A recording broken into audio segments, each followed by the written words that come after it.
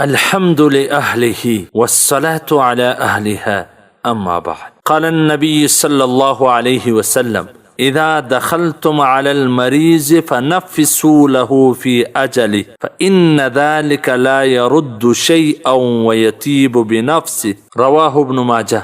د نبی کریم صلی الله علیه وسلم فرمان دی چې تاسې کله د یو مریض پوښتنې له ورسي نو د هغه د ژوند په هکله د هغه غم د هغه څه لرې کړي، هغه ته تسلي ورکړي. اگر چې ته د هغه مرض لرې کولی نه سې لیکن زړه خو ور خوشحاله کولی سي. ځکه علما کرام فرمایي چې کله تاسې د یو مریض پوښتنې له ورسي د ده حالات چې هر څومره خراب وي ته د تسلي خبرې ورته کوه چې ماشاءالله اوس خو بیخي ښه رنګ دې لا داسې تازه دی، انشاءالله الله به دې جوړ کړي، الله به صحت درکړي.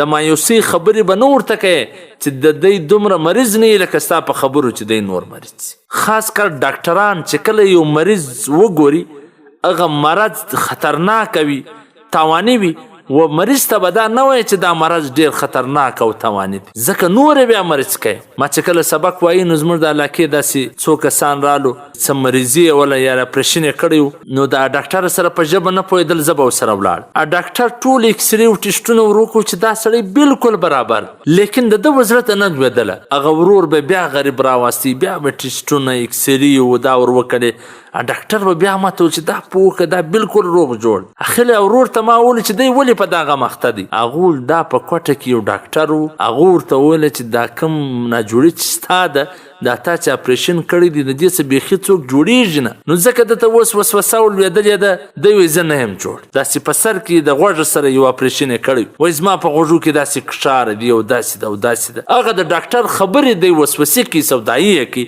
جوړ سړی دی ځان اوس ته ناجوړه ښکاره کېږي. نو خاص کر ډاکټران دې مریض ته تسلي ورکوي، مریض ته دې داسې نه وایي چې ستا مرض ډېر خطرناک دی او داسې دی او داسې دی، بس ورته بیخي هېڅ وسایي دی، انشاءالله هېڅ مشکل نشته، الله به دې جوړ کړي. که څوک پوښتنې له ورسي هم دې دا ورته وایي چې الله به دې جوړ کړي، بیخي اوس خو جګ جوړ. نو که داسې طریقه وي نو هغه مریض ته به ګټه ورسوي، که نه ستا عیادت او پوښتنه به مریض ته نور تاوان ورسوي. والسلام. قدرمنو اوریدونکو، تاسو د محترم الحاج مولوي عبدالرحمن صمیم صاحب و سهارني نبوي حدیث ته غوږ واست.